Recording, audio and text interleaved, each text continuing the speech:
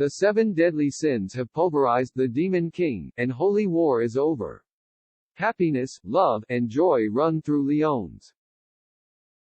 But one of the 7 deadly sins used up all his life and disappeared.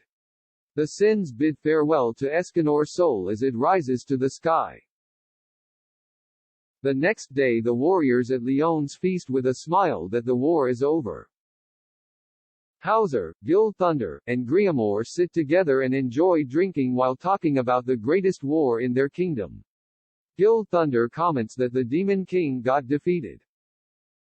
Read more. The people of Britannia can live without fear of the Demon King. Hauser adds that one god is gone and wonders what kind of era awaits them. Gil Thunder replies that the age of peace awaits them. Finally, a lady arrives and comments that when the balance of light and darkness crumbles, the time of chaos follows. The trio wonders what that lady is saying. The episode title is, What Witch Had Always Wanted. The lady told Gil Thunder that it's a long time and Gil Thunder calls the lady Vivian.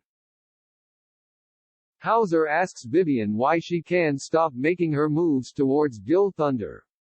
Gil Thunder comments he thought Vivian got killed by Ludochel. Vivian admits that and comments that she got pierced by a goddess's sword. She reveals that she got reborn like a phoenix through the power of love.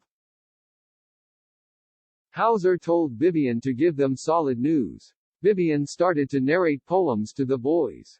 Griamore realizes that after a love poem, Vivian will hit them with a love-dying speech.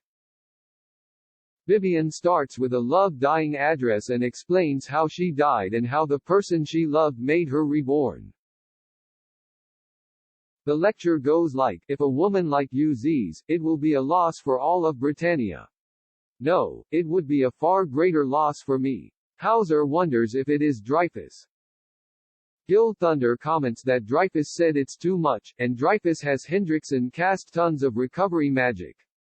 Vivian continues to shower the boys with words of love and speeches. Hauser comments that is what they call devil's luck. Vivian teleported near Gil Thunder and told him to break up with her since her eyes have woken, and it's thanks to true love. Vivian shouts that a woman gets loved rather than loves another. Hauser comments that he is confused by the is good news for Gil Thunder. Gil Thunder looked at Vivian acting her love drama. Hauser notices that Gil Thunder is quiet and asking Gil if he is stalking or if he has developed feelings for Vivian. Gil Thunder punches Hauser and replies that nothing like that has happened. Vivian heads to Griamore and calls him Gorillamore. She told Griamore to call her mom from now on. Griamore replies that it is Griamore not Gorillamore. Gil Thunder calls out Vivian's name, asking her what she meant by time of chaos.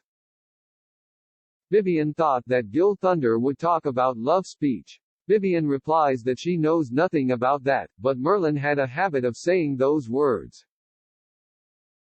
She reveals that Merlin said, when the balance of light and darkness crumble, it will mark the end of the gods, and chaos will return.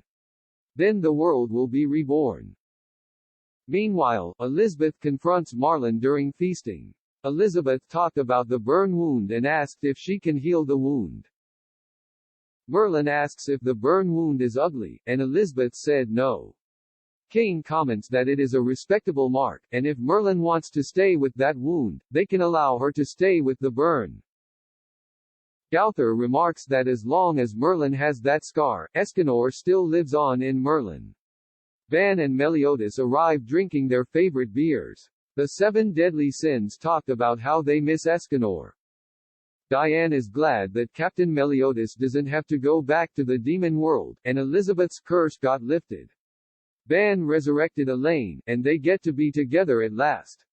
Later the sins find that there is something that Merlin has been hiding for 30,000 years. They confronted and talked about chaos.